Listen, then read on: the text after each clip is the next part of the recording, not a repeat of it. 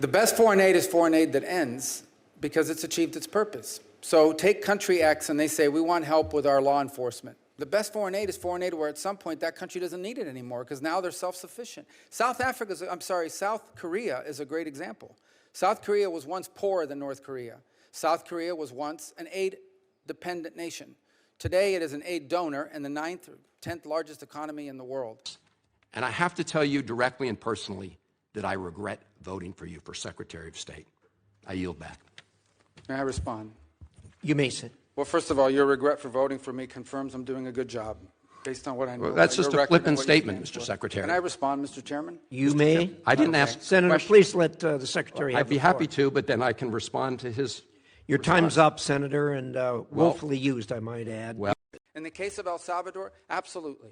Absolutely. We deported gang members, including the one you had a margarita with. And that guy is a human trafficker, and that guy is a gangbanger, and the evidence is going to be clear. In the days to come, you're going to see who you went to defend. Senator, I'm sorry, please, Mr. Chairman. Secretary No. Rubio has the floor. Mr. Chairman, he can't make unsubstantiated Senator, comments like that. Secretary Rubio has the floor. You've had Secretary your time. Rubio should take that testimony to the federal court Senator, in the United States because Well, he hasn't done it under oath. Here's another point, okay? There is a division in our government between the federal branch and the judicial branch. No judge and the judicial branch cannot tell me or the president how to conduct foreign policy. Our immigration policy should be based on the national interest of the United States, period, end of story. If there is a subset of people that are easier to vet, who we have a better understanding of who they are and what they're going to do when they come here, they're going to receive preference, no doubt about it. There are a lot of sad stories around the world, millions and millions of people around the world. It's heartbreaking. We cannot assume millions and millions of people around the world. No country can.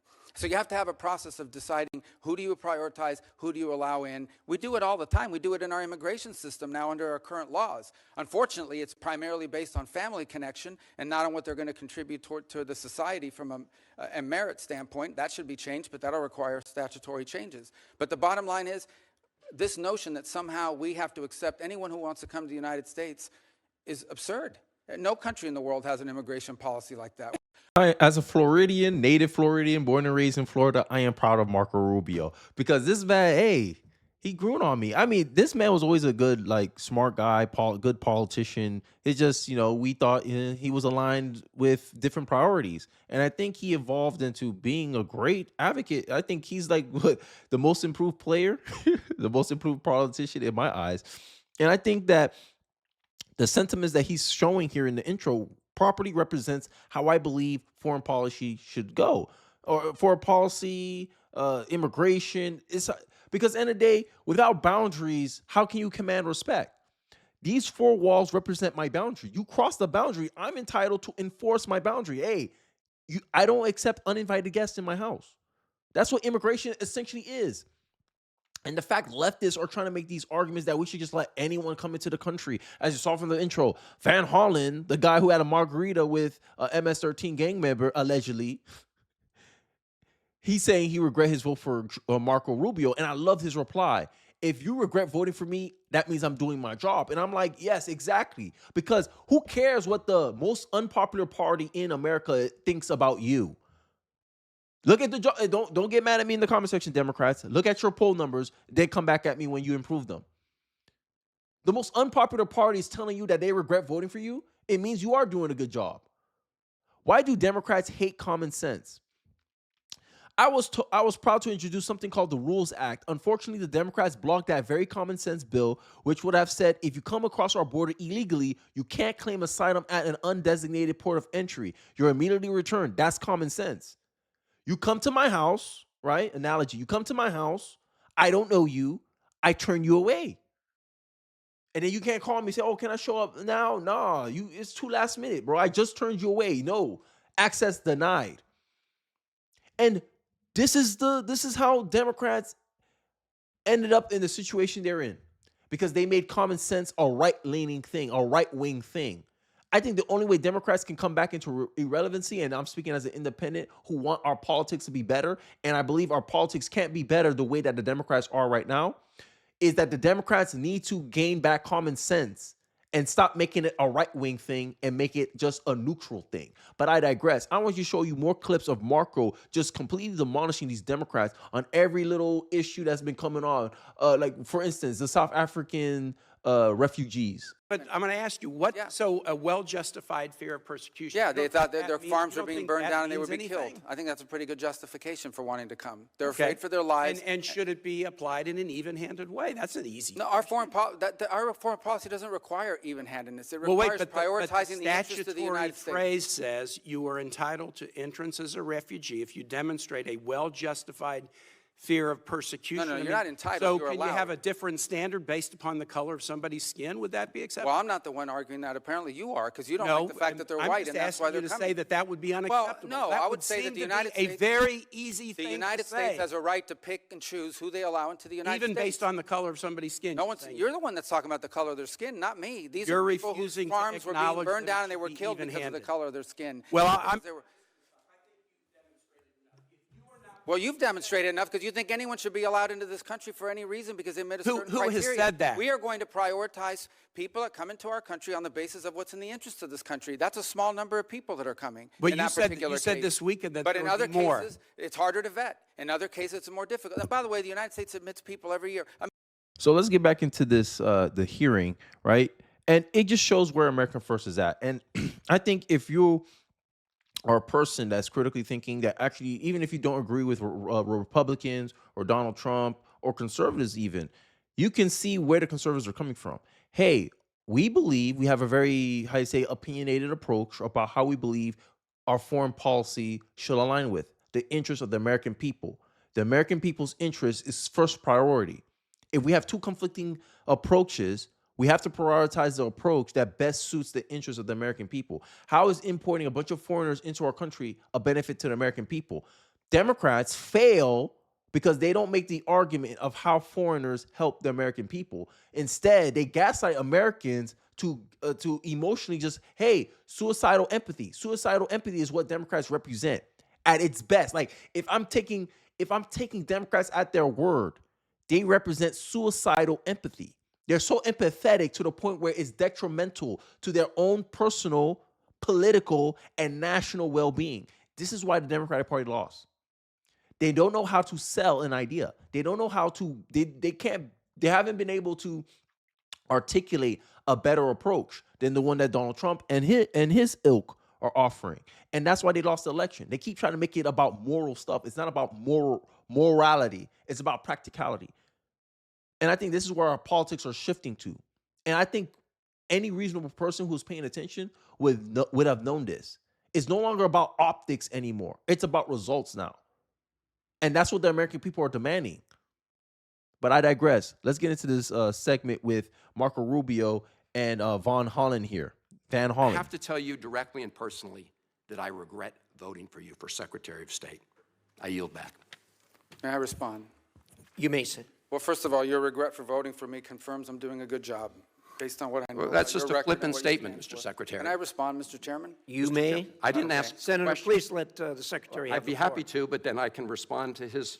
Your time's up, Senator, and willfully used, I might add. Well- Your remarks do not represent the view of this committee. Well, Mr. Secretary, please. Well, I'd like to. I can't respond to everything he said because much of these are untrue, but I'll go through a few. First of all, I'm actually very proud of the work we've done with USAID. For example, I don't regret cutting $10 million for male circumcisions in Mozambique. I don't know how that makes us stronger and more prosperous as a nation. I raised don't regret Sudan, Mr. psychosocial support services. I for raised USAID. Sudan, Mr. Secretary. Can I not respond, Mr. Mozambique. Chairman, or do I?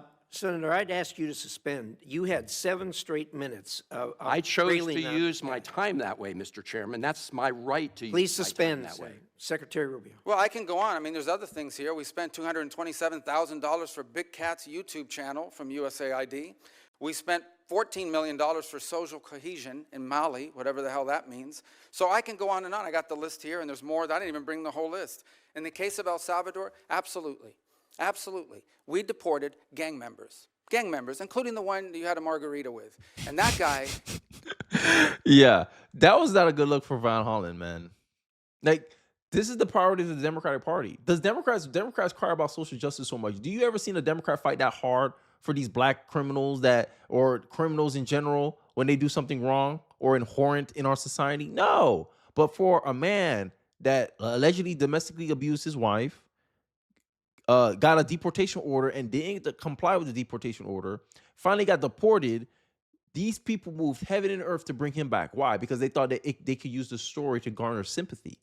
Is a human trafficker, and that guy is a gangbanger, and the evidence is going to be clear. In the days to come, Mr. you're going to see Chairman, who you went to look, defend. I'm sorry, Please, Mr. Chairman. Secretary No. Rubio has the floor. Mr. Chairman, he can't make unsubstantiated comments Senator, like that. Secretary Rubio has the floor. You had Secretary your time. Rubio should take that testimony to the federal court of the Senator, United States because well, he hasn't done it under oath. Here's another point, okay? There is a division in our government between the federal branch and the judicial branch. No judge in the judicial branch cannot tell me or the president how to conduct foreign policy. No judge can tell me. They want to talk about constitutional crisis. That's a constitutional crisis. Who the hell is a judge? A judge is a glorified referee. The judges are political referees. They should not be interfering in the arena of the administration. And this is the real constitutional crisis. But the liberal media and liberals themselves, I keep saying liberals, but that's because most journalists are liberals. They keep trying to report that somehow Rubio and Donald Trump are breaking constitutional precedent when these are foreigners. Foreigners are not entitled to our laws. When a prime minister from another country comes across with his pregnant wife and his pregnant wife gives birth here, that kid is not entitled to citizenship. We already make a distinction. So how is it that distinction that we do to ambassadors and foreign actors, we don't apply it to illegals? So a foreign national come here, have a baby, all of a sudden we have to legitimize that baby because they're not working for a government? Make that make sense. And this is the kind of the premise that many conservatives are questioning. This is what American First is about, prioritizing Americans. Americans' priorities comes before everyone else. It comes before your party. It comes before your constituency. What is in the best interest of the nation? Ask now, the Democrats used to make sense, guys. This is what I'm saying. The Democrats lost the minute they conceded common sense as being a right-wing ideology. JFK said, I think it was JFK, it's attributed to JFK, ask not what the country can do for you, but what you can do for this country. Because in turn, what you do for the country benefits you. If America prosper, we all prosper. We all get a piece of that. So it benefits us to have a safer America, a healthier America. How is it in the best interest of America not to challenge the status quo of the current medical institutions where 75% of pharmaceutical revenues come from this nation alone? 75%? 4% of the population, the United States of America, contributes 75% to your bottom line, pharmaceutical companies. How is that in the best interest of America? Democrats. And this is how Democrats catch themselves defending the unpopular idea. And this is how they become the unpopular party. Tell me I'm lying in the comment section. I'm waiting. How I have to outreach to a foreign partner, what I need to say to them. And if I do reach that foreign partner and talk to them, I have under no obligation to share that with the judiciary branch. Just like a judge cannot order me to negotiate with a foreign minister of Russia, they cannot order me to negotiate with a foreign minister or the president of El Salvador. And if I did negotiate with them, which we have responded to them, and we've told them we've had communications with the president of El Salvador, I am under no obligation under our division of powers in this country and to share with the judicial branch how I conducted diplomacy of the United States. It would actually be counterproductive. If I started sharing with courts, or frankly, with the media, my conversations with foreign leaders and all of their details, no foreign leader would talk to me again. And we would Exactly, practicality. And this is what the media, this is where the media gets themselves in trouble, is that they have different standards. Oh, Joe Biden and his administration, we blindly trust them. We not concerned about their antics, what they're doing. We have full trust in them. But all of a sudden, oh no, Rubio, you have to tell us everything you're doing. Scott Bassett, you got to tell us how the trade deals are going. For what reason? To spin a negative narrative, to bring up criticism, to tell them, oh, that won't work, this won't work, that. The Democrats and the media and the liberals, they just come across as naysayers. Oh, this won't work. Oh my God, this is going to cause inflation. Two months passed by since a month passed by since Liberation Day. April jobs numbers, more jobs increase, wholesale inflation is down.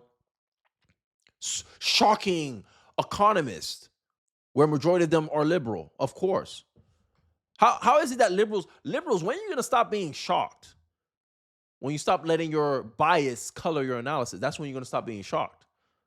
You never considered the possibility that inflation wouldn't go up because of Trump's tariffs? You never thought that was a possibility? You're just so right about things. Like, if you look at the track record, Democrats, liberals, you got nothing to really be snobby about. You shouldn't be shocked about anything. Y'all been wrong about a lot of things going back Biden's years, Biden's economy. Y'all been wrong a lot. And all of a sudden, you're thinking, oh, we're going to be right on the fact that Trump's tariffs will cause inflation when it has not been proven to be true. And all your answer is, just give it more time. Yeah, okay. You said that about COVID. Oh, more anti-vaxxers are going to die because they don't want to get vaccinated. Just wait. 8 years, sorry, I'm exaggerating. 4 years later, a lot of anti-vaxxers are still leaving, still breathing. Wrong. Prove it wrong. And then what you do? Just, we're just going to keep pushing forward. I think Americans are done with the sob stories, with the emotional manipulation, to give space or give quarter to approaches and ideas that are not effective. And Democrats are the very representation of ineffective policy. They wonder why, how can a black man like you vote for the Democratic Party? My liberal neighbors will ask me. And I'll just tell them, look at the outcomes that Democrats do. All their states, majority of them, it's rare to have a Democratic state that actually has a budget. Like they actually have a balanced budget. A lot of these Democratic cities operate at a budget shortfall. And look at the outcomes. Some of them got bad schools. Chicago comes to mind, right? Bad infrastructure. Right? They say they're going to build things. They don't build them. They spend money on initiatives, but the outcomes don't match the initiatives, like end homelessness. You spend $24 billion of your taxpayers' money to end homelessness, and homelessness increase California? And you expect me as a voter to believe when you say, we're going to throw more money at affordable housing to make it affordable. Yeah, you said that about homelessness, and homelessness increase. So you throwing money into making affordable housing will not make housing affordable. And you look at me crazy. Democrats will look at me crazy. Democrat voters will look at me crazy for coming to that conclusion when all I'm doing is pattern recognition. Very simple thing. I see lion maul somebody. I'm like, lions are dangerous. Let me not do that. Democrats, they spend money on initiatives and the outcomes never meet the initiatives. Actually, in some cases, make the initiatives worse. Let me not follow that. And you look at me like I'm insane. And this is why Democrats are out of touch. Congrats to Marco Rubio, because I think if he keeps this up, I wouldn't be surprised if he runs for president 2028.